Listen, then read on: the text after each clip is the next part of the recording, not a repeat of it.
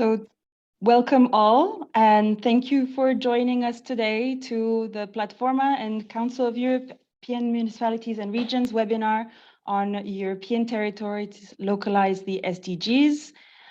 This is taking place in the context of the high-level political forum, and we're delighted that you took time from your busy agendas to join us all.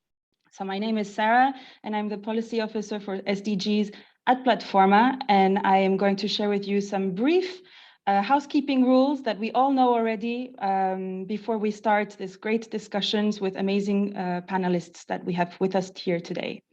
So please mute yourselves before this session starts and unmute yourself only when you want to take the floor so that it can avoid background noise.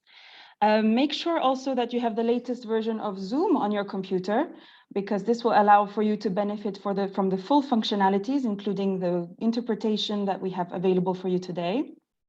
We have interpretation in French, English, and Spanish. Please do not hesitate to click on the taskbar that you have on the bottom of your screen. There is a little globe with a written interpretation on it. You can find the language of your choice, and you can mute the original audio to be able to hear it as clearly as possible. Don't hesitate to use the chat to ask questions, comments already in the chat so that we can take note of them and then share them with the speakers when we will open the floor. We will also be welcoming any comments, any links that you want to share. This is your space also to chat and discuss together. So I'm going to move on now first to the wonderful Carola Gunnarsson for some introductory words to start this discussion. So Carola, thank you for joining us. Can you hear me? Yes, I can hear you. Thank you. The floor is yours, Carola. Thank you very much. And good morning to all of you, and a warm welcome to our distinguished speakers, and a warm welcome to our dear participants. We are delighted to welcome you here today for the webinar on European territories localized SDGs, organized by PLATFORMA and CEMR. Thank you for taking your time from your busy agenda to join us from across the world. We have received registrations from all across Europe, but also among others from Vietnam, from South Africa, the Middle East, and even from Bolivia. And a special good morning to you, because it must be quite early there now. That's amazing. This discussion is taking place at a timely moment. Firstly, at the international scale, it is in the context of the high-level political forum, which is the opportunity for us to showcase Europe's key role in supporting the active implementation of the 2030 Agenda and its 17 SDGs at global level. This is notably done through and by its local and regional governments and their peers in partner countries. SDG localization, including through active decentralized cooperation, is really proving to be a driving force that is bringing the 2030 Agenda to life, and it is recognized by the United Nations. We can see an increasing space in high-level discussions dedicated to cities and regions, including the presentation of their voluntary local review, and now also voluntary subnational reviews at the HLPF.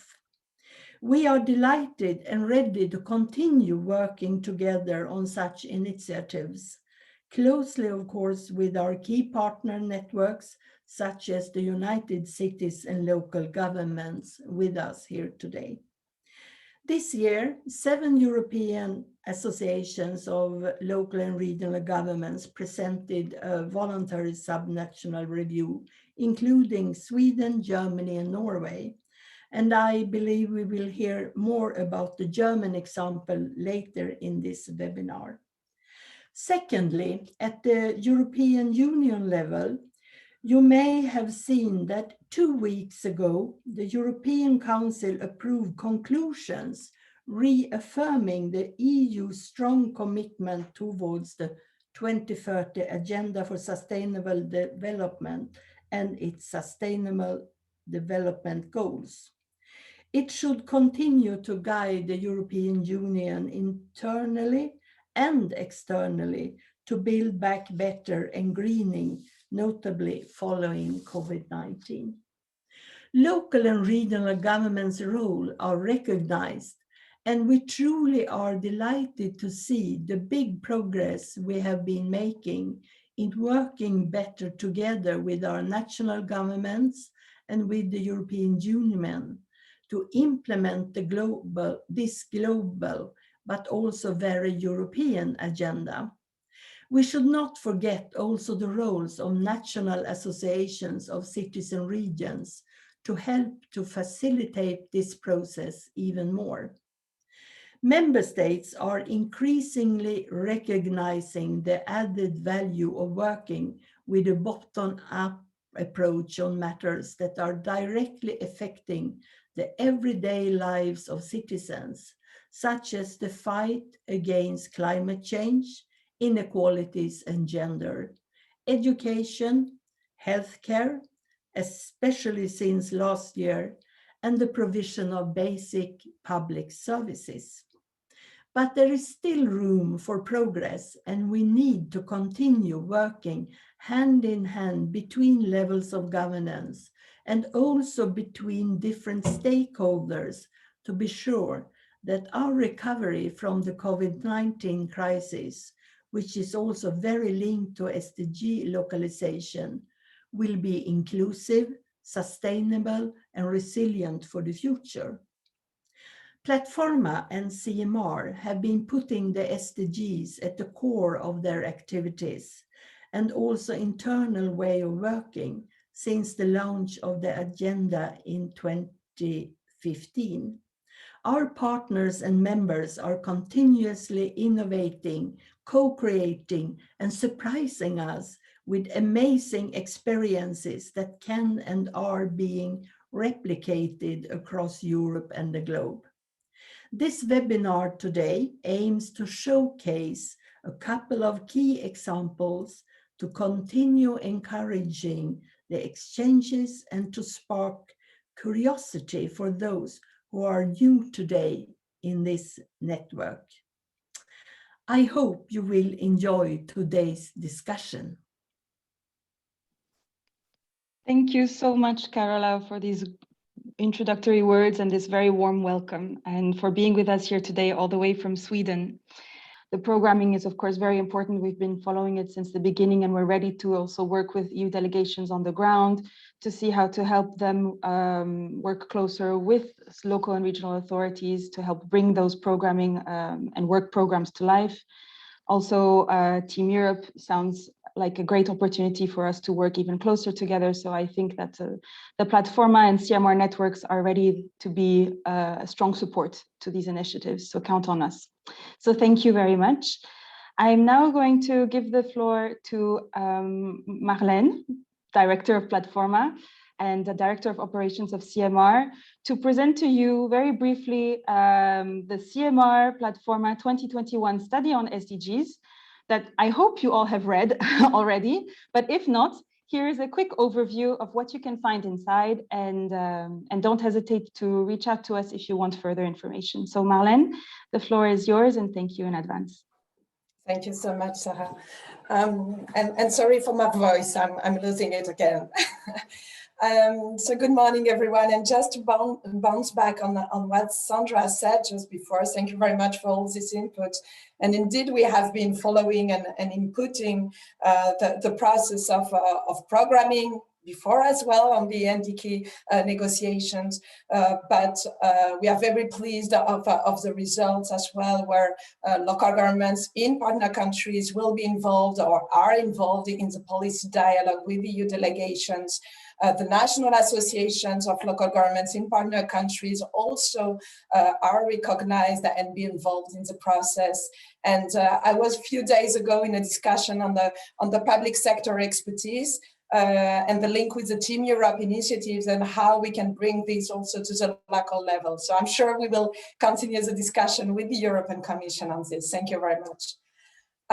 So I'm Marlène Siméon, indeed Director of PLATFORMA and Director of Operations at CEMR. Next slide, please. So just to present CEMR for those who don't know us, it's the Council of European Municipalities and Regions. This year we celebrate our 70th anniversary. So we were founded in 1951. So we work with, we represent 60 national associations of local and regional governments in 40 countries across Europe. Next slide, please. We are actually leading we are the lead partner of the Pan-European Coalition of PLATFORMA, which represent local and regional governments from Europe and their national, European and international associations. And we are all active in international cooperation and development and this cooperation between cities to cities, regions to regions, and associations worldwide, no? This worldwide cooperation. We have 34 partners. And in 2015, with 4 other organizations, we signed a framework partnership agreement with the European Commission. So we are co-financed by the EU. And the other organizations are UCLG, UCLG Africa, IMF, and CLGF, so Commonwealth and Association Internationale des Maires Francophones. Yes, our study this year. Since 4 years now, we are doing, on the occasion of the HLPF, so High-Level Political Forum of the United Nations, PLATFORMA and CEMR produce a publication on the state of play of the localization of the SDGs in Europe and with peers in partner countries. So we added this, we really have this international component also into the study. We keep this lens quite high in our agenda in the organization. And we collaborate closely with our 34 partners and with UCLG, in particular on the questionnaire. So we build the questionnaire together and on data collection as well, to be able to fit in the global report to the HLPF. So we are delighted this year to launch the 4th edition today with you. Thank you very much. The study is based on an annual survey, so that we send out to our partners at the beginning of the year. And in 2021, we had question, so same question as the years before, but we also addressed the COVID-19 crisis and what were the responses and how the SDG agenda helped also to face the crisis and respond to it. As regards the geographical scope, this year we collected responses from 39 associations of local and regional governments representing 29 countries, and 18 of them are from member states from the European Union.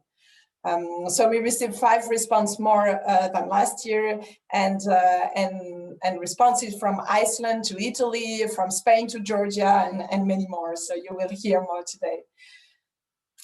Our study is structured into 4 parts, and each of them addresses a specific dimension of the SDGs localization. And this year we decided to include 2 specific focuses, one on the road to the recovery through the SDGs, and another one on the role of local and regional governments in the UN HLPF process in particular this year.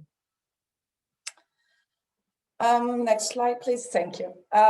As regards recognition, awareness, and engagement, we can affirm that progress regarding the level of awareness of the UN agenda at the European, local, and regional level is high, and it confirms trends from the previous year. Out of 39 respondents, 77% have sound knowledge of the SDGs. And in addition, 36% of the associations declare to have a solid knowledge of the SDGs and to use it as an important benchmark for strategic planning at local and regional levels. And in particular, this encourages them to further develop joint activities with partners in Europe and outside Europe, to work on political declarations. So it's really related to this political leadership in this framework, but also to set up inter-department working methods, for instance. And this helped create new synergies between local public policies and within the association's offices. The COVID-19 pandemic affected not only the health and well-being of the citizens, as you know, but it has also piled on unprecedented challenges for municipalities and regions, and it has put pressure on local financials, on school systems, on emergency management, housing, on the security of public workers, on basic services delivery, and many more, and digitalization, for instance. And this reinforced once again the need and the indisputable transversality of the goals and the need for a comprehensive and integrated recovery policies that encompasses all the goals, or many goals, many of the sustainable development goals. Our study noted notably that national associations played a key role to help to support cities and regions overcome those challenges, and several of them have been referring to the UN 2030 agenda to find a common and sustainable way forward. So this builds back better, as was mentioned by Sandra. So most action taken by association of municipalities and regions to support their own members included providing information and facilitating access to information, advocating for financial support for local and regional governments, but also for a better recognition of their role in helping overcome the crisis on the ground and to have a seat at the national decision-making table. It was also about reinforcing the capacity and boosting the municipalities and regions' initiatives. As regards monitoring of the SDGs and the progress, or a survey analyzes the association's involvement in the national institutional mechanisms for the SDG implementation. So we believe that the reporting is actually a good way to encourage municipalities, regions, national associations to connect with their national governments, and sowing seeds for long-term cooperation, multi-level cooperation. Out of 39 respondents, 31 associations were involved in some way in national coordination mechanisms for the SDGs. And only one association, Austria, actually, is involved regularly in the decision-making process as an equal partner. So that's quite interesting to see that it can happen. Regarding the reporting to the HLPF and the local contribution to the voluntary national reviews, we actually invite you to have a look at our focus 2 in the study, where you will see that we analyze the involvement of local and regional levels in the 7 European countries who reported this year to the UN, or who will report in the coming days now. Sweden, Cyprus, Germany, Norway, Spain, Denmark, and the Czech Republic. And 6 of these associations indicated being involved in their countries' VNR, so voluntary national reviews.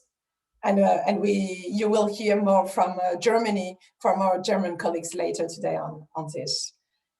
Now, as regards international partnerships and decentralized cooperation, so we believe that it's important to include the SDGs in the international partnerships as well. So work with peers around this agenda, and also to develop, it helps develop more equal partnerships, common language, and common policies and reflection. So this is why also we worked in parallel on a training module with UCLG on the SDGs, on how to integrate the SDGs in the international and decentralized cooperation. So you can have also more information, maybe in the chat or on our website if my colleagues want. So we have 15 associations which indicated that their core activities to support their international peers concerned trainings and capacity building. And 8 associations use decentralized cooperation to organize study visits, storytelling meetings for inspiration, but also exchanges on integrated public policies. 7 actually work very actively with the SDG framework to reinforce local institutions and public administration, for instance, but also by creating together local SDG strategies around common objectives selected together. No? So sometimes they have the same objective to select both in Europe and in the partner countries, and they work together on action plans, for instance.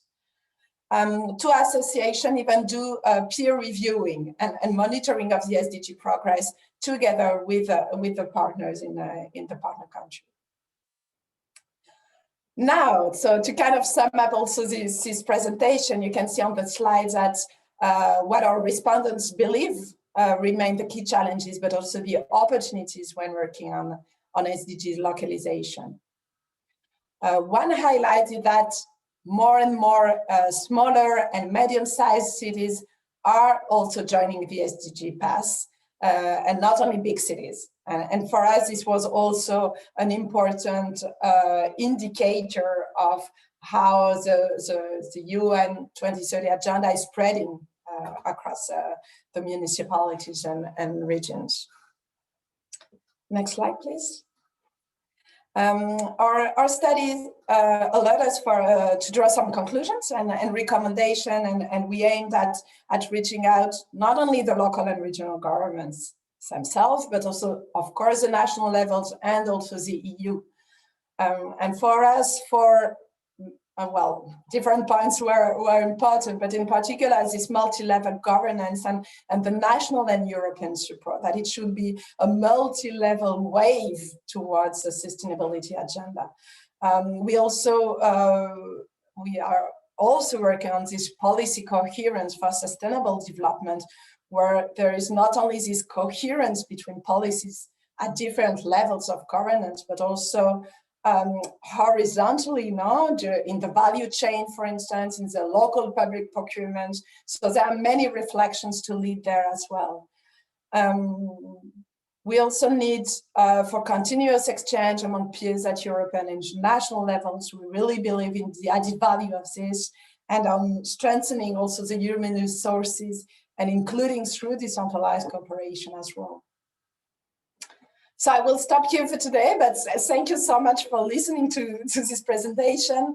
Don't forget to read the study actually entirely, because you will have a lot of examples and practices that can inspire your members or yourself from Europe, but also through decentralized cooperation in Mozambique, Cape Verde, or Caribbean even. And we'll be delighted actually to receive some feedback on this study. If you think that something is missing, please let us know. If you want to join the next edition, same, let us know. And my colleagues, Sarah, Hervé, Theodore, Natalie, and all the others remain at your disposal, of course. So we were all involved, and those colleagues that I mentioned leading on this, so never hesitate to reach out. In the meantime, I think there is a link in the chat to the study, and you can get your own copy, so don't hesitate to do that. Thank you very much, Sarah. It's all yours. Thank you. Thank you so much, Marlène. And yes, the link is in the chat for you to see the French version and the English version of the study, but also to order your printed copies that we can send straight to you.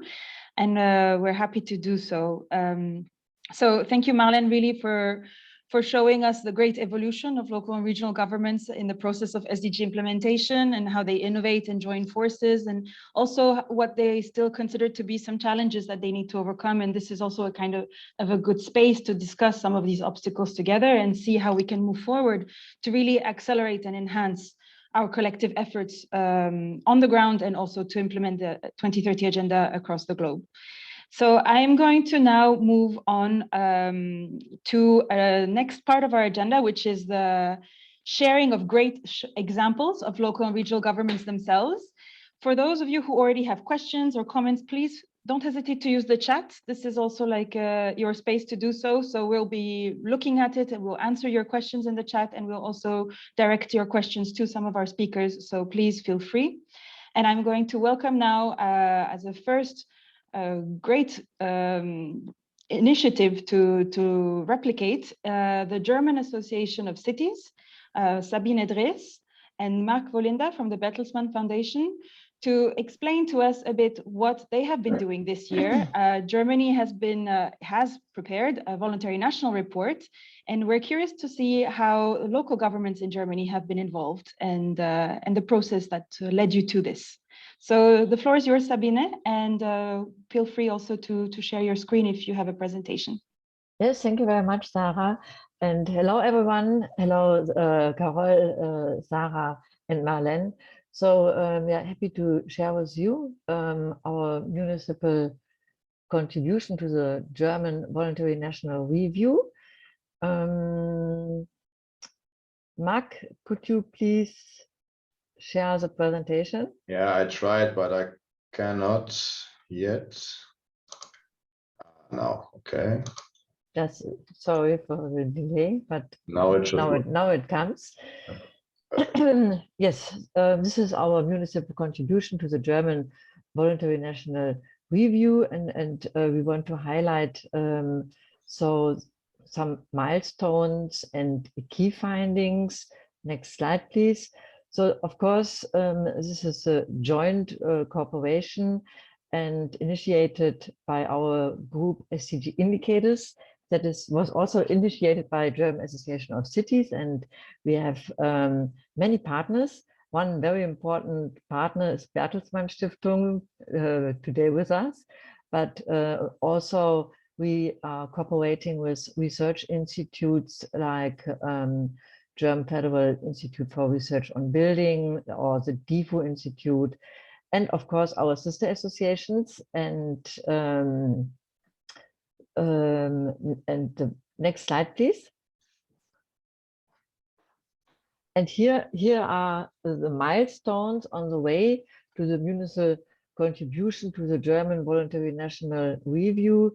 You can see from some dates that was a really very, very sporty challenge.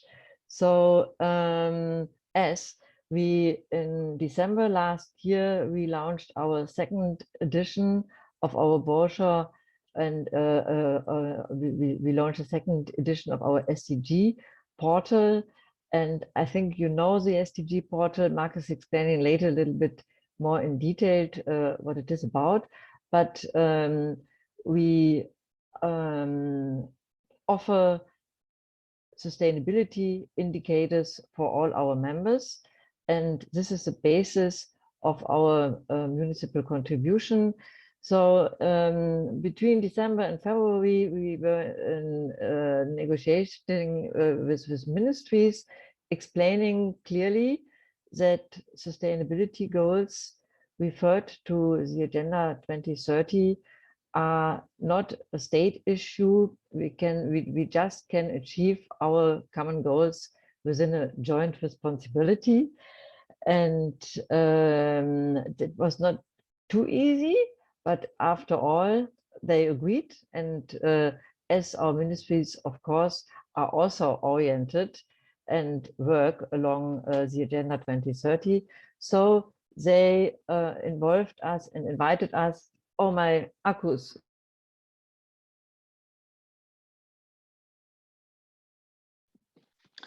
Sabine, I think she had a quick issue with her battery, if I understood well her German. Mark, do you think you can continue for her until she comes back? Yeah, I will try it. Thank you. No problem. And so we started in March with a research operation to develop the report, and we finished this at the end of April and sent it to the Ministry of Environmental Affairs in Germany. So they are the key actor, I think, in this play in this game. And finalized the voluntary local governments review, and now we call it the municipal contribution to the German VLR. And maybe this, I can say, is maybe a difference to other nations, because in Germany, we didn't develop a voluntary subnational review. We developed a contribution to the voluntary national review. And now we are part of the official German voluntary national review, which will present next week on a high-level political forum. And the German Association of German Cities wrote exclusive summary for the VNR, which is now part of the VNR. And now I can focus on some highlights of the research. And I hope that Sabine will come back. So maybe she can say something about the political dimension. I will focus first on the research. So I will go to this slide. Maybe the conclusion of the research is that in Germany, we have a club of 2030 agenda municipalities, which is about 170, 80 now. Which is for us a good indicator to see how far the agenda, the 2030 agenda is. I think Sabine will come back. Yes, she's back. She's entering the room as we Perfect. speak. So maybe we can wait a second. Sabine? Yes. Welcome back. Perfect. I'm here again. So I need to change a little bit my the location of my laptop. I think it works now. Sorry for the delay, but I was just explaining some milestones. Or did you continue, Mark? Yeah, I continued and I presented the milestones. I think you can start with the content of the municipal contribution, if you like. Thank you, Mark, for your help. Yes, what is a municipal contribution to the German Voluntary National Review about? So of course, we explain state of SDG implementation in German municipalities. Many of you know that we offered a resolution for our members, and 190 German municipalities are joining a Club 2030 agenda. And of course, relating to the SDGs and sustainability is not a new intervention. So sustainability has a very long tradition since the Agenda 2021. And this enables, let's say, to encourage and convince members to relate their sustainability goals to the Agenda 2030. And of course, we explain the enabling environment for German municipalities. You know, in Germany, municipalities are public sector, but we are not state. So local self-government is a very big issue in Germany. We always explain that everything is free and voluntary, bottom up and not top down. But in the end, if you really want to convince your partners, and you have to find arguments and convincing with good results. So after along our experiences, it's even more successful than a structured bottom-up approach. Then our municipal contribution, of course, contains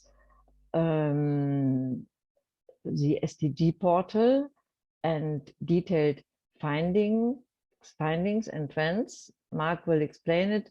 So what are trends in energetic housing or traffic mobility and climate change? So this we can also get from our SDG portal because it's underlined with many data. We in Germany are happy that 3 German cities also produced a voluntary local review, and these experiences are also content of our municipal contribution. So maybe you wonder why we don't call it voluntary subnational review. This also belongs to our state system, because subnational level in Germany would include also federal states. And here we want to make clear that this is an effort of associations and municipalities, but not an approach of state. But we are very happy to be included and involved in our national voluntary review. Thank you. And now I announced Mark to explain some key findings. Yeah, thank you, Sabine. Yes, as I started, we have the Club of 2030 Agenda Municipalities, which is a good indicator. But of course, we know that there are many municipalities in Germany which are on the way to sustainable development, but haven't signed the resolution. So, of course, we estimate that there are about 200 to 500 communities in Germany which are seriously on the way to a sustainable development. Yeah, with the SDG indicators, the SDG portal with its 3 offers and the prospective reporting frame, Sustainable Municipality, which is developed at the moment by the Rat für nachhaltige Entwicklung, so the Council of Sustainable Development in Germany, which is close to the federal government. We have a comprehensive instrument tool set for SDG monitoring, and we are convinced that municipalities which would like to start with a sustainable development process or sustainability management municipalities have good tools to get in this process. We know, and this is of course a work for ourselves, that we have some lacks in the indicators, especially for the SDGs 13, so climate action, and 17, international partnerships, because we have no central accessible data in Germany for this SDGs or the indicators which we develop. So maybe I can say that we have 2 types of indicators in Germany or in our SDG portal. So for German municipalities, the type 1 indicators are the SDG indicators, the 54 indicators. For this are data available for all counties and county-free municipalities in Germany. And we have about 60 more type 2 indicators, which are very valid to monitor the municipality or the municipal processes, but for which we have no indicators from central sources.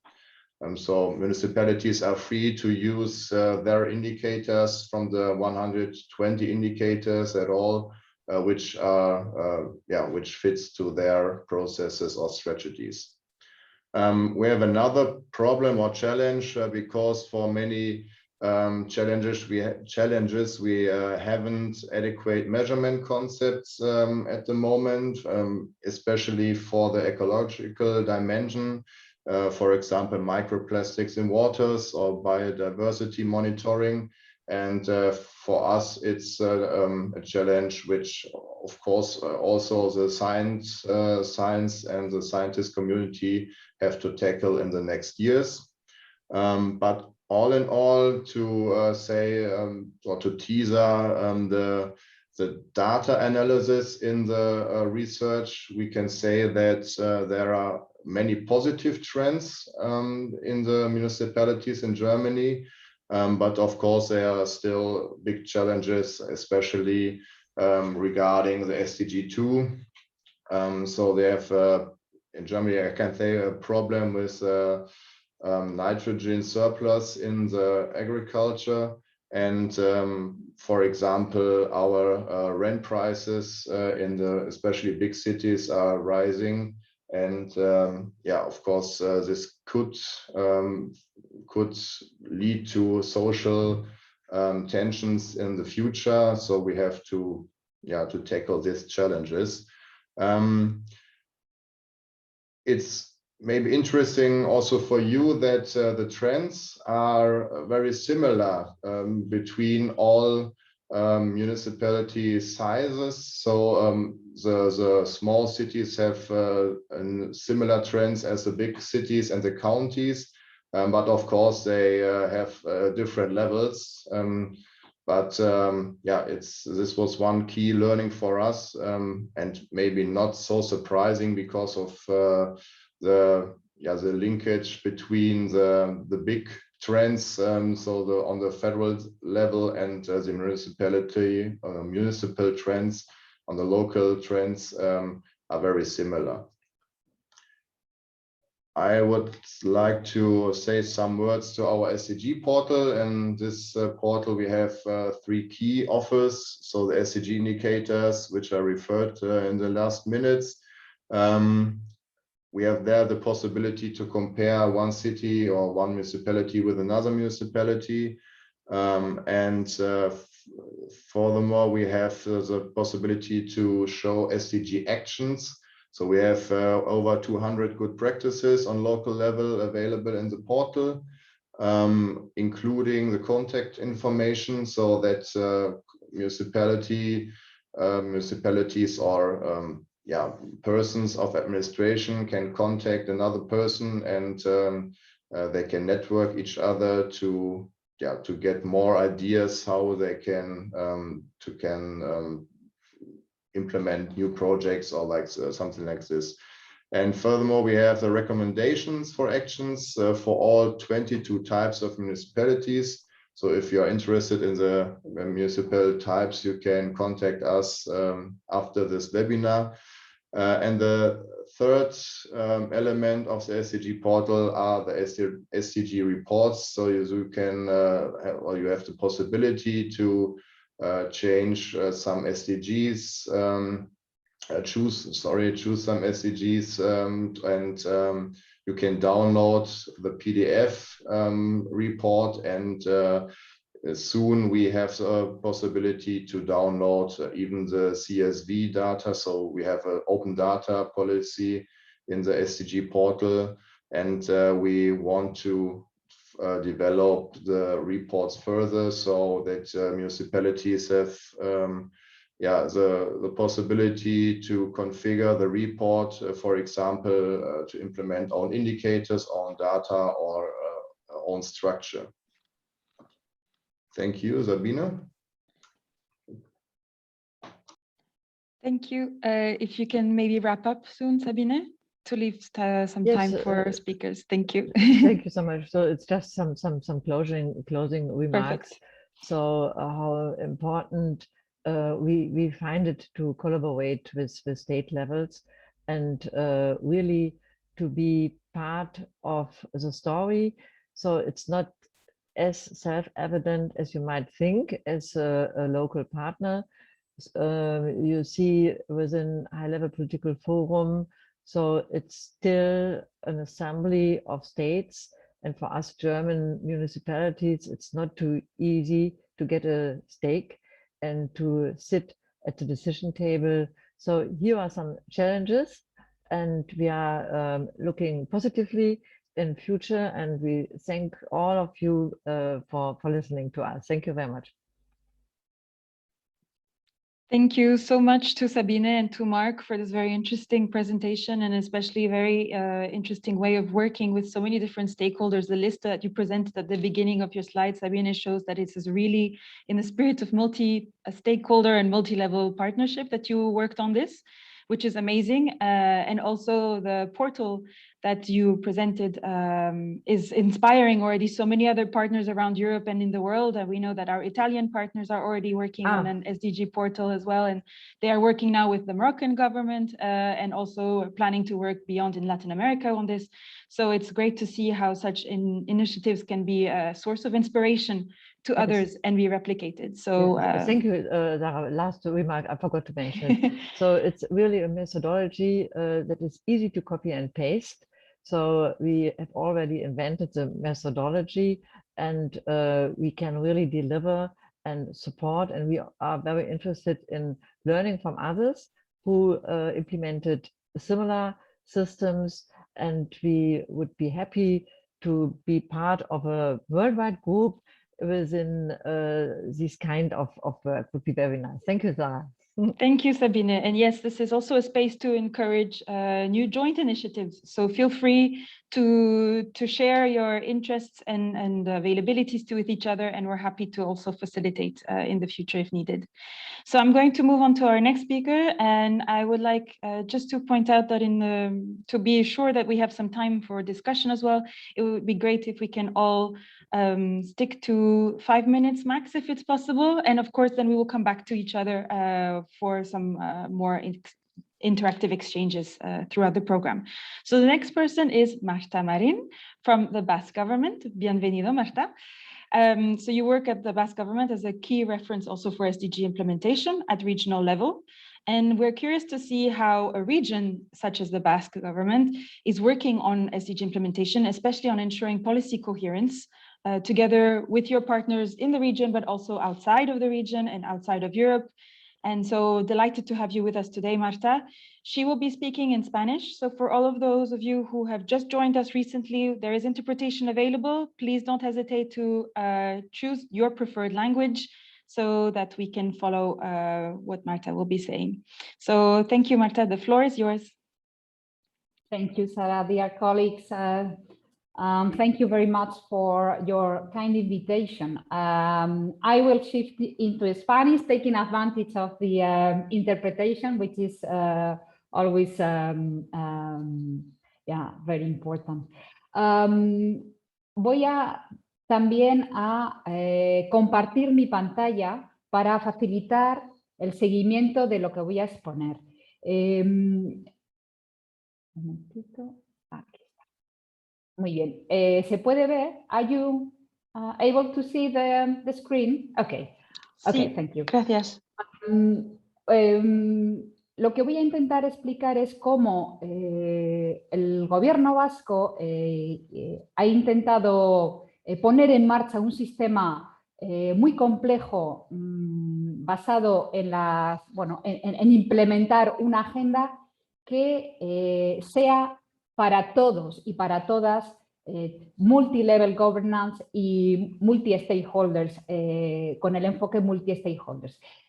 Podemos decir que desde que el presidente del gobierno vasco, el Lehendakari, desde el 2016 consideró que la agenda de los ODS era la agenda de Euskadi para no dejar a nadie atrás, ha habido toda una evolución, un proceso, y hoy en día esta slide quiere mostrar cómo consideramos que hemos llegado a la idea de un ecosistema de ODS más que una implementación de una agenda que viene top-down, sino que realmente es un ecosistema complejo donde hay algunas acciones que son más top-down y hay otras acciones que son realmente bottom-up.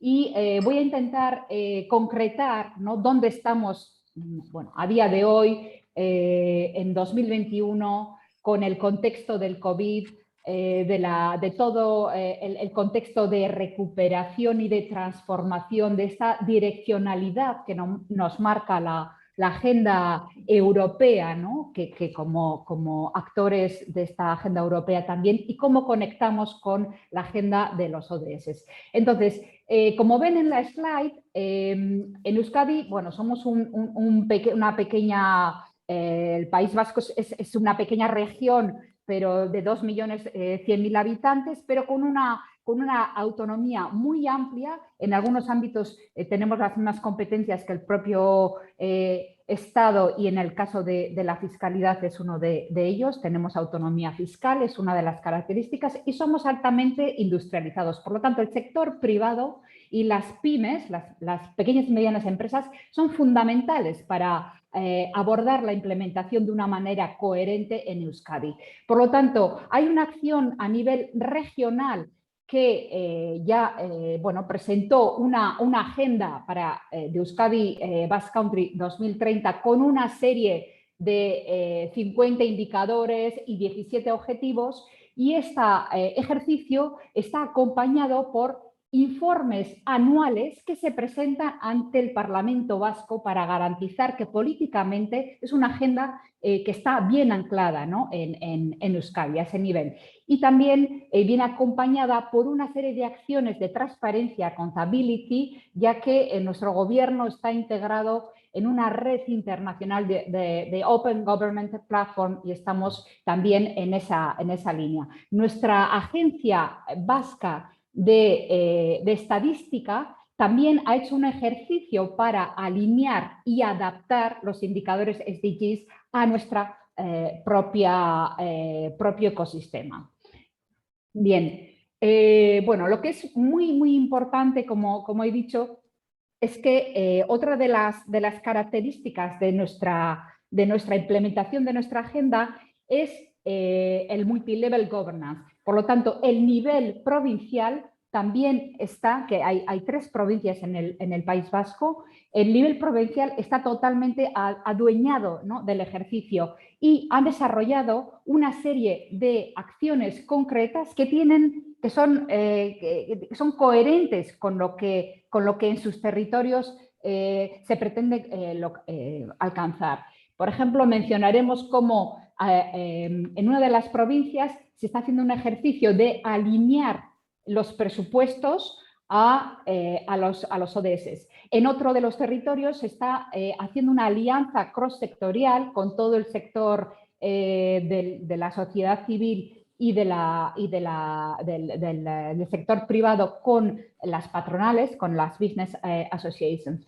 Y en la provincia de Vizcaya se está haciendo un ejercicio que es un ejercicio bastante pionero a nivel global de cómo la recaudación fiscal puede ser orientada a los SDGs. Bueno, esto es una característica muy del País Vasco porque son las propias provincias quienes recaudan, tienen capacidad de recaudar los impuestos.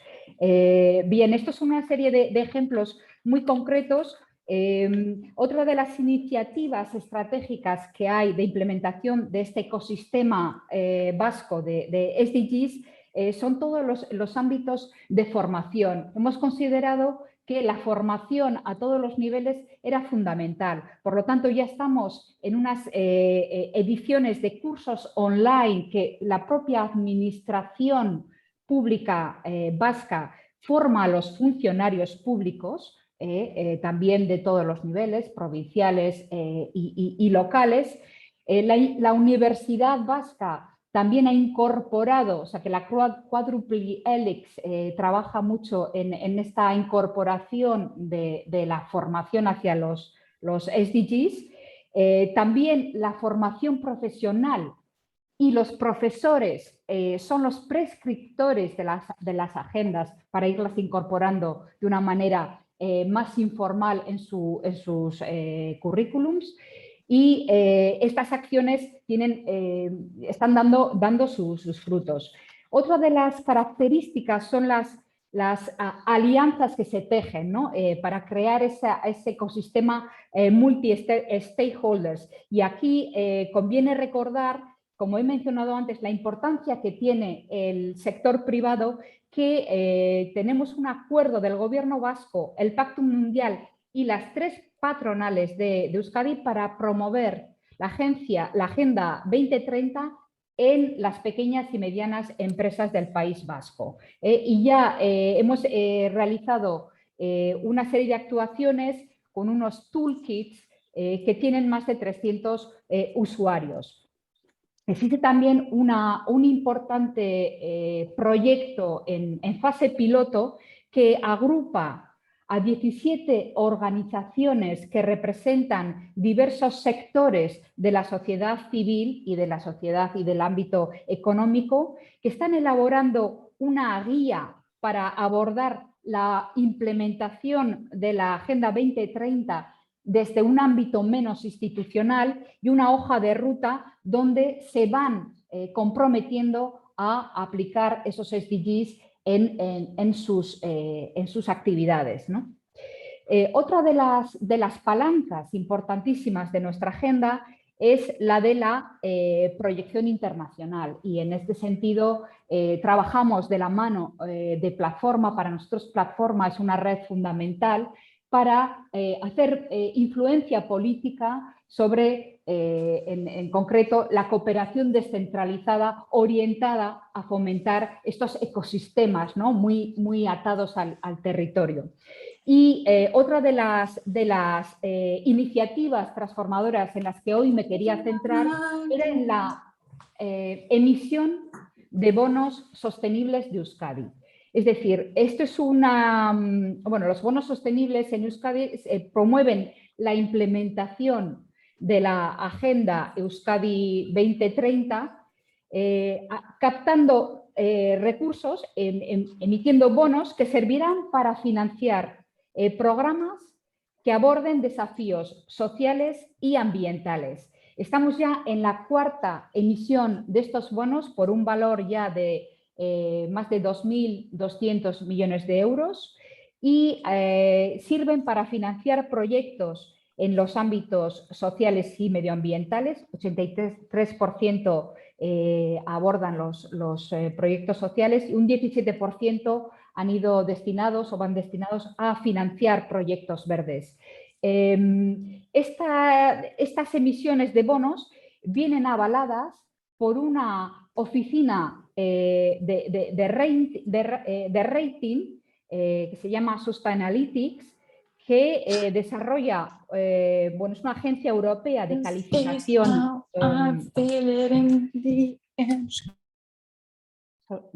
I think there is noise. Okay. So, esta emisión de bonos sostenibles está calificada como productos financieros sólidos, creíbles y transparentes por una agencia de rating que se llama Sustainalytics, y creemos que es un modelo que realmente tiene mucha capacidad de poderse implementar, y consideramos pues que ha sido un modelo pionero. ¿Sí? Sorry, Sara. Yes? Is it possible to wrap up soon so that we can come back to, yes. to you with some questions after? Yeah. Thank you very much. Yes. My last mention is that yesterday the European Commission launched an initiative of standardizing those environmental sustainable bonds. So we are very happy to answer to your questions. I think that we are able to provide with very detailed examples, and thank you very much for giving a kind of amount of information in such a short time. Thank you.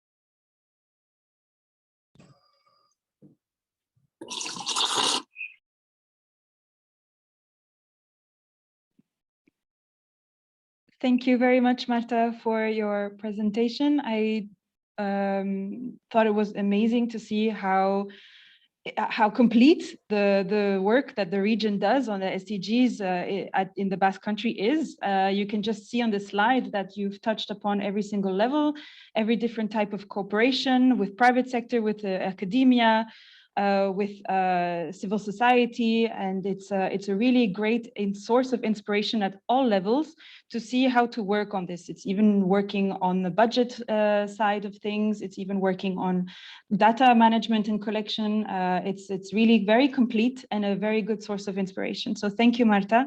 And please, colleagues in the chat, don't hesitate to ask questions to Marta if you have any. So I'm going to move on now to our next speaker and ask Nino Rukhadze to join us. She's coming from Georgia, She's working in the Tbilisi Municipal Assembly. And we all have this image of SDG implementation, which is taking place at a different pace in the Eastern neighborhood. But Nino is here to prove us wrong and to show that things are happening also in Georgia on SDG implementation. And we're looking forward to hearing more about that. Nino, you have 5 minutes. Thank you so much.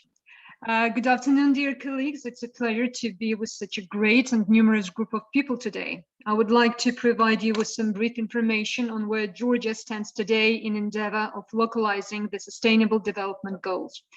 At the outset, I would like to mention that Georgia was among the pioneer countries which readily embraced the initiative to implement the Sustainable Development Goals on national level immediately after the relevant UN resolution was adopted back in 2015. But as many previous speakers have already emphasized, the implementation of SDGs on national level is not enough. The effective implementation of Sustainable Development Goals requires direct engagement of municipalities and local authorities. Notwithstanding the fact that bringing to life the 2030 agenda is primarily the responsibility of central government, municipalities have a crucial and unmatched role to play in this process. The involvement of municipalities can ensure a coherent approach of the whole society in accomplishing the SDGs. And what is even more important, they can secure that local priorities are duly taken into account, and hence no one is left behind and everyone gets heard. Ultimately, such an approach will foster progress in implementation of the SDG agenda. Georgia has already taken some substantial steps in implementing the SDGs on national level, but we also do need to attribute equal importance to carrying through the SDGs on local level as well.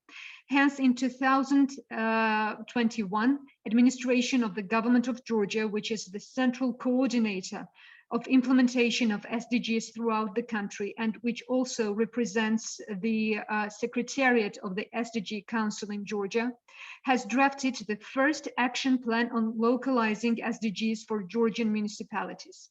This draft document is scheduled to be submitted to the SDG Council on 12th of July this year. And so in the upcoming week, the first SDG action plan for Georgian municipalities will be unveiled. So this first draft document on localizing SDGs is the product of close collaboration of relevant governmental agencies, local authorities, and reflects international experience, UN guidelines, and of course considers Georgian context. After the approval of the action plan, the SDG Secretariat and local municipalities will embark on implementation of the local SDG plan. On the initial phase, the localization of SDGs will take a form of a pilot project, and for that purpose, 5 municipal cities of Georgia, Batumi, Poti, Zugdidi, Kutaisi, and Rustavi have been selected. Afterwards, gradually, other municipalities will also be invited to get engaged in localizing SDGs. And the aim is to engage all the municipalities of the country in implementing the SDGs by 2025. Localizing SDGs offers an abundance of benefits and opportunities to each municipality. It enables us to work more closely with citizens, civil society, business, politicians, and the government. And also, what I would like to particularly emphasize, it offers very appealing prospects of collaboration with our counterparts across the European continent and beyond it over the issues which are of mutual interest and concern. Localizing SDGs will help us to form a clear vision of the problem that we, the municipalities worldwide, have in common, and will help us to better comprehend where we can and where we need to join our efforts in order to accelerate and enhance the effectiveness of delivering the 2030 agenda. In other words, localizing SDGs will help us, the municipalities, to identify lots of common grounds for partnership and will give us more substance to our collaboration, making it more target and results oriented. And also, of course, as SDGs definitely represent the area where we, the local authorities, can develop robust cooperation with the European structures and the United Nations. That's basically it, what I have to say for the moment. If you have any questions, I will be happy to answer those. Thank you. Thank you so much, Nino, for sharing with us the very timely information about what's happening in Georgia. And it's amazing to see that it's all happening also with a strong involvement of local and regional governments and with municipalities. And that we are happy to follow and work with you on that. So as you all may know, PLATFORMA works very strongly in the Eastern Partnership region. We have a strong cooperation with Georgia, Moldova, and Ukraine. And we are definitely trying to support these partners, especially also in the process of SDG localization. So it's a great start, Nino, to see that Georgia is already taking the lead. And we will be looking forward to seeing how we can accelerate and also enhance exchange of those experiences with other partners from Europe and beyond to see how to work closer together on the next steps that you have planned. So thank you. I am now happy to welcome somebody who normally is living very close to us in the Netherlands, but suddenly decided to go to Nicaragua today and join us from across the Atlantic and the other side of the world. Ronald, you are the director of LBSNN, so the National Town Twinning Council of Netherlands-Nicaragua. And I'm happy to welcome you here today to highlight also some great examples that you have linked to SDG implementation through awareness raising with citizens, with schools, through development education, which is a very key aspect of SDG implementation also. So Ronald, you have the floor, 5 minutes. We will share your PowerPoint in 1 second. And please do let us know when you want to change the slides so that we can follow your presentation. Yes, thank you very much, Sarah, for the invitation. Yes, good night, buenas noches. I just arrived, so I'm still in the mood of European time. Thank you for the invitation. Next slide, please. Because I'm asked how a small project or concrete project on schools developed into a national pilot on education. From 95, we are cooperating with Nicaragua. Here in Nicaragua, wall painting is part of the culture. Not only culture, but it is also a language in this country. So from 95, we invited each year Nicaragua wall painters to make a tour of 12 weeks, and each week on another school with children, they designed a wall painting in terms of international solidarity, Millennium Development Goals, and nowadays the global goals. Very participative. Later on, 2010, we added a book writer. We sent him to Nicaragua, and he is now acting as a storyteller about Rosa and Sergio. And we're talking about children of 8 and 12 years. So it makes it concrete for the children. They make paintings, their wishes for 2030, and the wall painter take it into account for the design. 2012, we developed a mobile studio. It's a small Nicaragua village with houses, school, company, bank. You can play the role of mayor. So all students, children could play a role if they are walking and living in a Nicaragua village. We call it the trilogy Global Citizens. And the main point is what I have heard, I know, what I have seen, I will remember, but what I have done, I understand. So that's the focus. Next, please. Here you see some pictures. So the wall painter makes the designs and all the children colored a part. So at the end of the week on Friday, it's the picture, the wall painting of all the children in the school. And most of the time, the mayor or the vice mayor comes to open in presence of the children, sometimes the neighborhood. So you see the storyteller. Next, please. Next slide, please. This is the mobile studio. In half an hour, it's up. And yeah, you can ask for a microcredit at the bank. There is really Nicaragua money, etc. You can go to school. You need to wear an uniform. So children can be aware how it is in another culture. Next, please. So all look nice, isn't it? Nevertheless, every year we did the project, but we find out more than 100 city councils in the Netherlands have declared themselves as global goal 2030 municipality. And the challenge is, speakers before have also said it, yeah, to make it concrete, internal, but also external with your citizens, education sector, private sector, etc. What we also saw, a growing number of teachers, directors in basic education, primary education, are working with the global goals, but there is no real relationship between both development. At the same time, there is urgent need to. After all, next please. So there are some main reasons.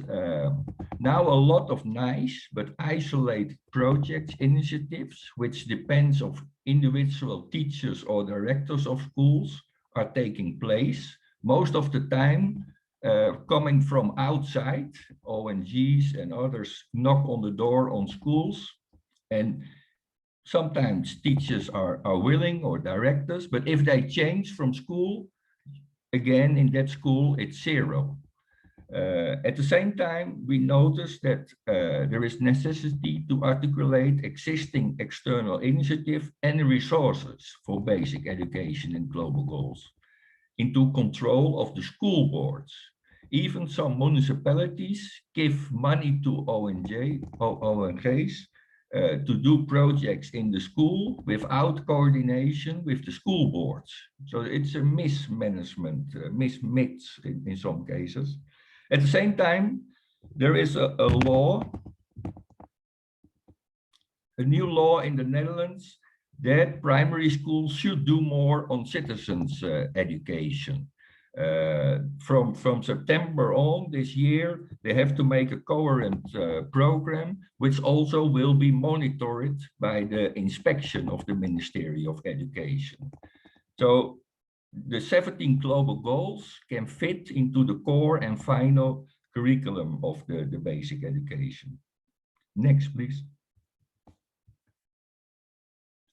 So what we have done based on our project and context and talks with vice mayors of education, civil servants, and also schools board, is to set up a national pilot of cooperation between the boards of umbrella organization for basic education and the vice mayors of education, the local authorities.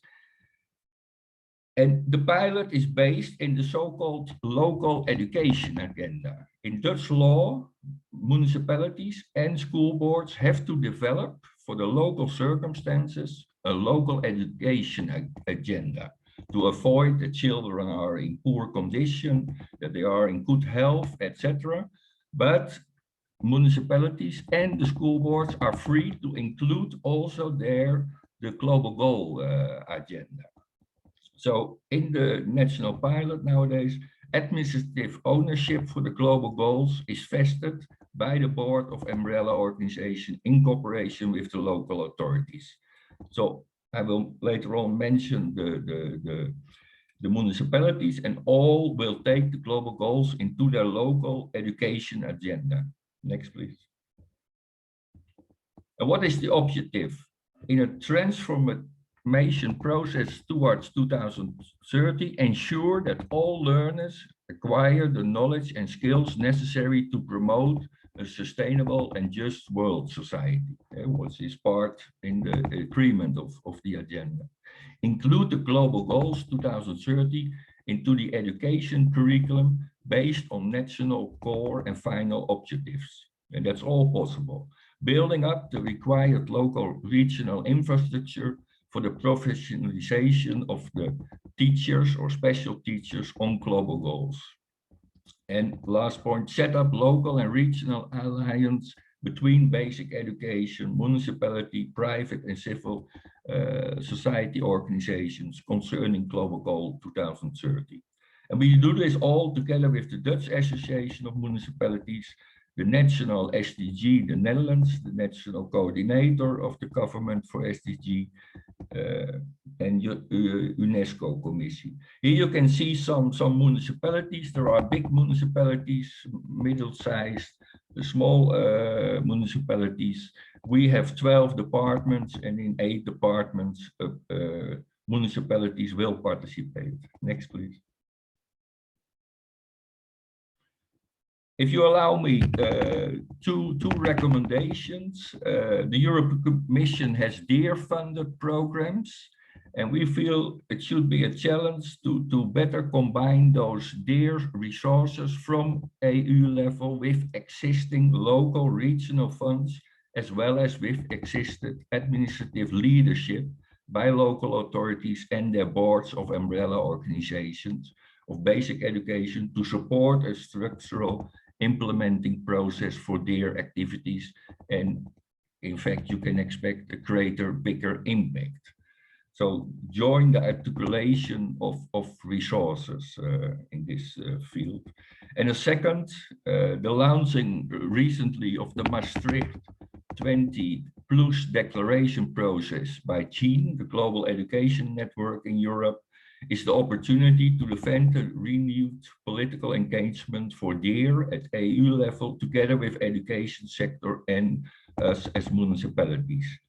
PLATFORMA will be a stakeholder consultant, so we encourage you all to follow this process, and maybe an important process and consultation, because better coordination among local authorities inside PLATFORMA, Council of European Municipalities and Regions, the team DEAR and Jean, and maybe I should say, after the words of Sandra, also Team Europe, could contribute to have global goals in 2030, concrete and structural in schools in many European cities. Our milestone is that in 2022, next year, they started in Group 1 at the primary schools. We have 8 years in primary school, so it means that in 2030, the first children will leave primary education, what we call Global Goal 2030 certificated. I thank you very much, and I'm available for questions. And maybe it's good, all this is financed also by the European Union and PLATFORMA. Thank you very much, Ronald.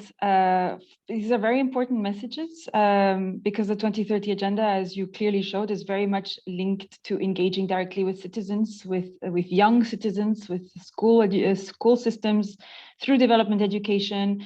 And you clearly demonstrate that cities and regions are a strategic player to help do that. And with very clear recommendations also how to move forward together with different stakeholders, including the European Union and national governments.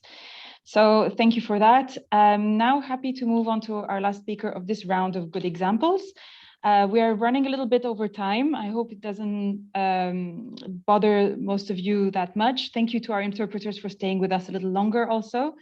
And now we're going to end up in Tallinn, in Estonia, where I'm very happy to welcome Rit Nomoja. I'm sorry if I don't know how to pronounce your last name, but you work in the city of Tallinn as the coordinator for the URBACT project called Global Goals for Cities, which is also in cooperation with CEMR. And we are delighted to hear more about this project, how you work together with different cities across Europe on SDG localization, what is the added value of working in such a network, and what are your challenges and opportunities for the year ahead. So thank you for joining us, Rit. The floor is yours. Thank you very much for your invitation. So I'm going to briefly introduce you Global Goals for Cities network, which is a strategic partnership funded by URBACT program. In this network belong 19 cities from 19 EU countries, as shown on the map here on the slide. And this is the first partnership of EU cities on SDGs. So this is the pilot network of URBACT program, and Tallinn is a lead partner. The aim of the network is to build capacities of European pilot cities to localize the SDGs in the territories by sharing experiences and good practices and composing the integrated action plans. Another important aim is to strengthen synergies between URBACT, CEMR, EU and international organizations to pursue these aims. Regarding the project activities, there are transnational level activities, exchange and learning and peer work and coaching, and local level activities with URBACT local groups. And these two levels so to say, meet each other alternately during the whole phases of the project, which are diagnosis phase at the moment where we are, then going to visioning, planning actions, and fixing indicators. And through the communication activities and awareness raising throughout the project towards the key outputs of the network to produce integrated action plan, the SDG story in each city. Within this project work, we also use RFSC practical tool for cities self-assessment in terms of SDGs. So this is a reference framework for sustainable cities online tool.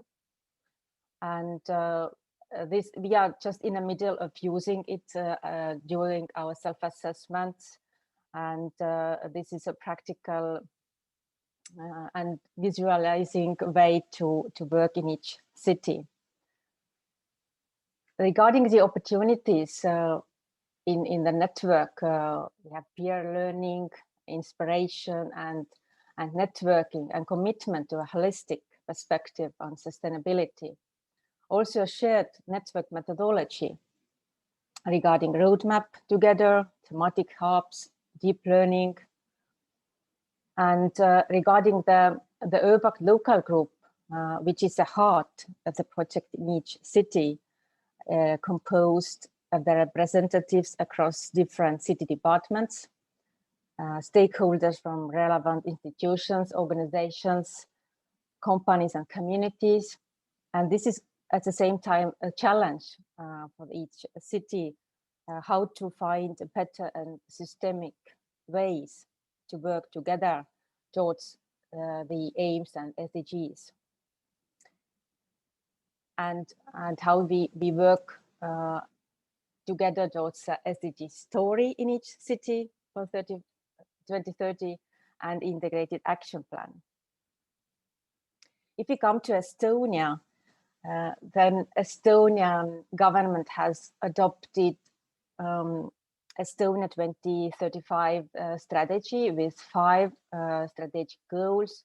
And in terms of SDG in Estonia, we have also SDG number 18, culture, which is culture and increased access to culture.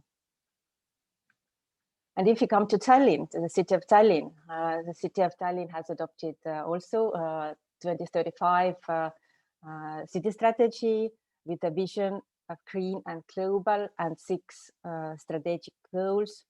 And why this SDG work is so important because this is value-based work to develop integrated projects and holistic approach and get out of silos to develop really the public-private people partnerships.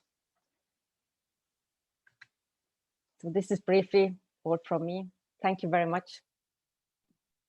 Thank you so much, Rit, and it's very interesting to see because this project is brand new. It started this year. It's a project that is led by URBACT, and it gathers actually a bunch of cities that are not only bigger sized cities as we're used to seeing in Europe, but mostly small and medium sized cities that are really learning and discovering what the SDG framework are.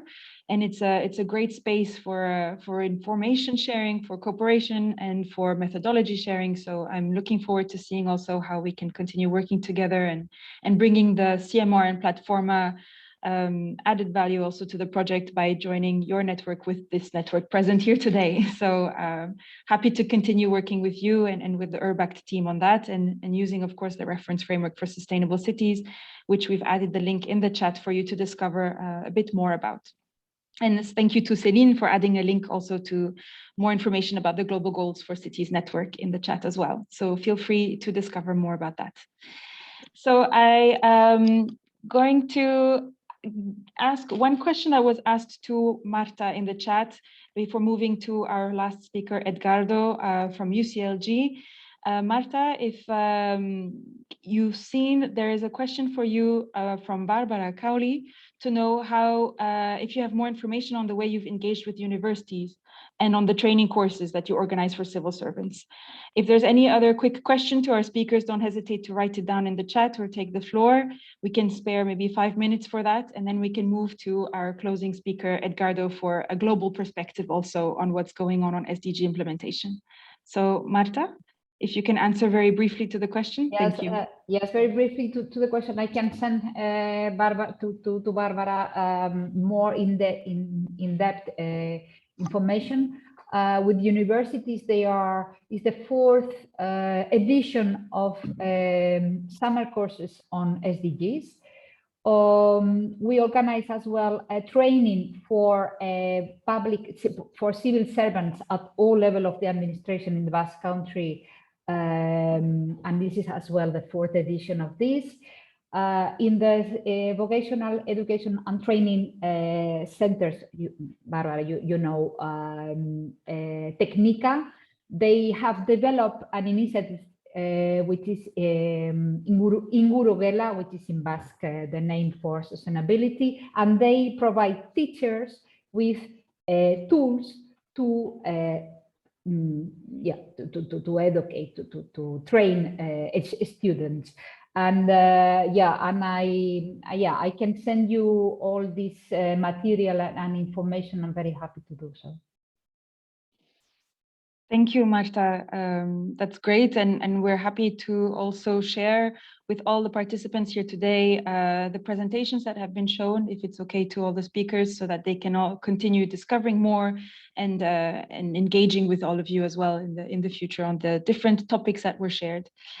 So if there is no other quick question now to any of the speakers and presentations that you've heard, I'm more than happy to welcome also our dear colleague Edgardo from UCLG, who we have worked very closely with to develop the SDG study that was presented by Marlène today, because they were working with us, especially on designing and sharing, disseminating the survey that most of you have received and responded to. So thank you again for your contributions. And they are working themselves on a very important report that is presented also at the HLPF every year, and it's the global report towards the localization of the SDGs. So Edgardo, would you like to tell us a bit more about what you've planned in the coming days? I know it's been intense for you this past month, thank you for taking the time to join us for a quick overview. Thank you. You hear me? Thank you, Sara. It's always a pleasure. I will share the screen as I try to keep it very short. Do you see it? Yes, thank you very much, Edgardo. Okay. Okay, as we did in the past 5 years, we are going to present again as the Global Task Force of Local and Regional Governments. That means the gathering more than the 25 global networks of local and regional authorities. We present every year to the HLPF the report. The 5 report, the name is Towards the Localization of the SDGs, and we think that provides the most comprehensive analysis to the date of LRG's efforts to respond and to recover from the pandemic in cities and territories, with a particular focus on the 43 countries presenting a voluntary national review this year. Regarding the methodology, as in previous years, we base our report on the answers that you provide to the survey that was launched between February and March in Europe by CEMR and globally by UCLG. We received answers this year from 92 countries, and also we analyzed the 35 BNRs that were published until the last week in the UN webpage, and the 8 voluntary subnational reports that were published, and we supported for the elaboration. You hear about the Germany voluntary or local government support, but we have 7 other countries. And we analyzed also more than 30 voluntary local reviews that were published this year. Then the report summarized the initiative of local governments to localize the SDGs among more than 100 countries.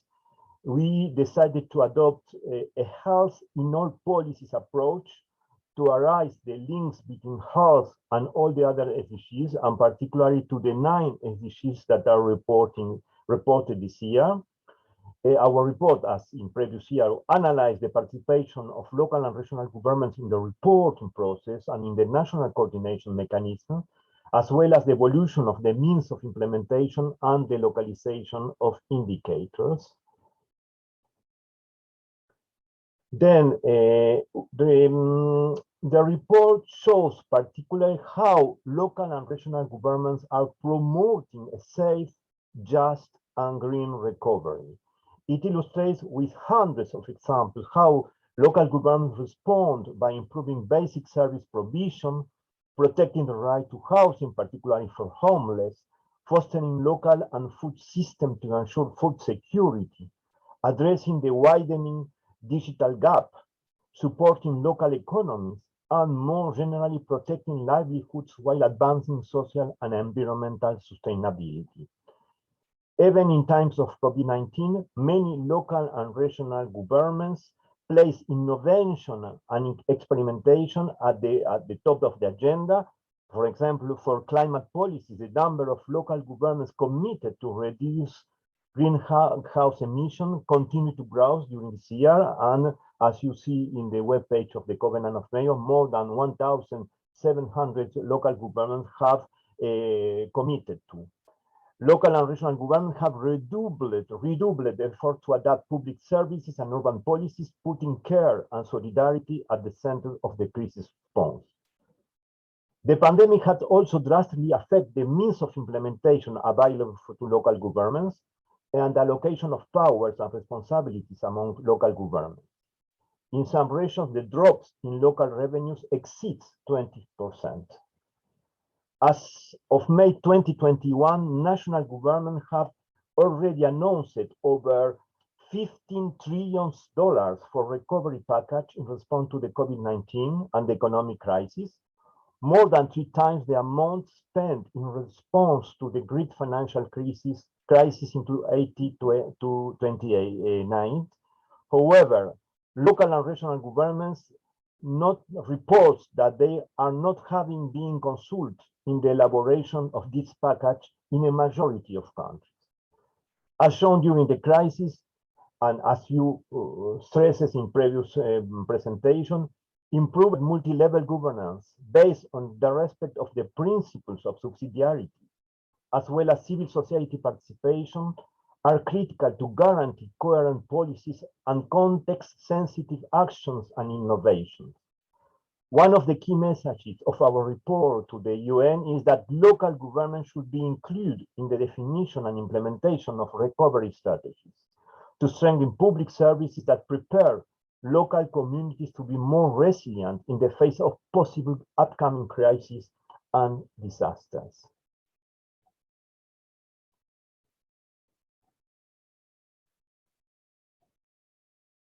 Then, despite the new challenges brought about by the COVID-19 pandemic, the report shows that local and regional governments have made important progress by mainstreaming the SDGs in their development plans and strategies in cities and territories in a majority of reporting countries this year in Africa, Asia, and Latin America. Local and bottom-up reporting offers have hugely expanded. Over the past 2 years, the total numbers of voluntary local reviews available worldwide has doubled, from approximately 40 BLRs in May 2020 to more than 100 in June 2021, while in the same period of time, 15 voluntary subnational reviews have emerged in 14 countries worldwide, which together represent more than 16,000 local and regional governments. However, the progress of local governments' engagement in the national reporting process, that's meaning the VNRs, and in national coordination mechanism for SDG implementation remains globally slow and uneven. There is an important progress in Europe, and to a lesser extent in Asia Pacific, as the presentation of PLATFORMA showed in the very beginning.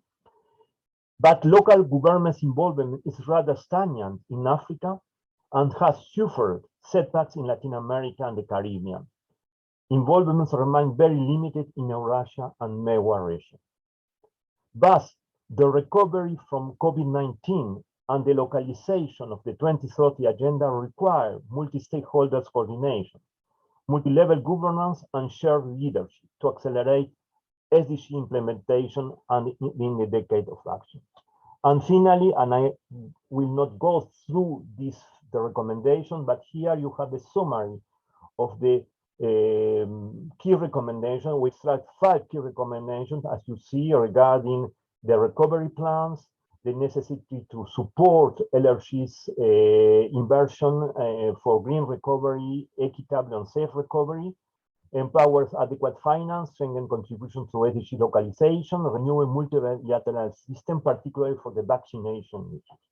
The report will be launched tomorrow morning in the HLPF, and you could access from tomorrow morning on, so the link on below to the report. And we, nevertheless, we will send to all the persons that answer to our survey this year, we will send a direct link to access to the report. Then I hope that with CMR and PLATFORMA, we will reach to send all of you the access directly to the report. Thank you very much for giving the time to share with you the findings.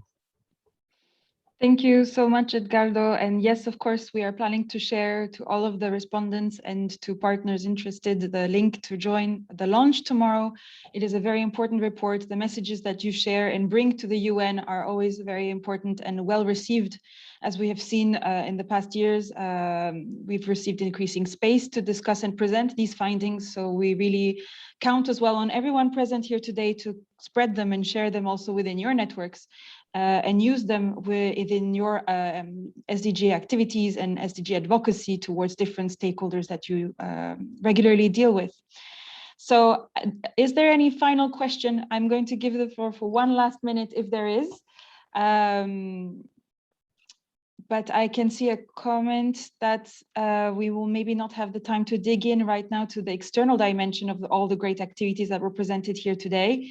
But this is definitely something that we want to continue discussing together. And for sure, speakers who are present, if they have additional information they would like to share, feel free to add links in the chat as well, so that participants can find out more. And send us your questions also by writing in the chat here or by email as a follow-up, and we will make sure to share and continue the discussion beyond this webinar. It doesn't stop here, of course.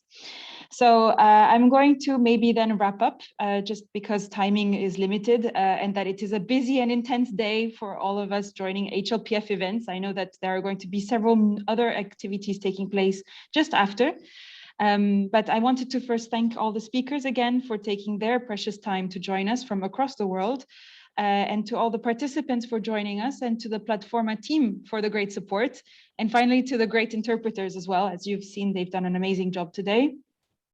So really the exchange that we've had together has strengthened the statement that the achievement of the SDGs really depends on full ownership by cities, regions, and subnational governments all across Europe and also beyond. The external dimension to us is very important, and that's what PLATFORMA works on a daily basis. So we're happy to continue working with all of you as well and to learn from you. All territories have their own specific weaknesses, but most importantly, all territories have their specific strengths. And by joining and combining these strengths together, we can really accelerate progress, achieve real impact, and really also innovate and become more efficient together within the territories where we live in, but also at a global level. So the 2030 agenda, we've seen by practically all the speakers here today, is really a great way to reinforce the transversal, multi-level and multi-sectoral dimension of territorial development. It's through the close, coherent integration of different policies that have territorial impacts that we can move forward and ensure policy coherence, especially on a vertical and a horizontal level. And so we really hope that this informational webinar was useful for you, that you have managed to get some inspiration or some additional ideas for what you've been doing or that you'd like to start doing. And I'm thanking all of you for your participation and look forward to seeing you soon at future PLATFORMA and CEMR discussions. Online or hopefully one day again also in person, because it would be really nice to shake some hands at a certain time. But so I'm going to wish you all a great day and stay in touch. Don't hesitate to send follow-up questions to me. I'm available whenever you need it. So thank you and have a lovely afternoon or evening to you, Ronald. Good night, I guess. Bye. Thank you. Bye. Thank you.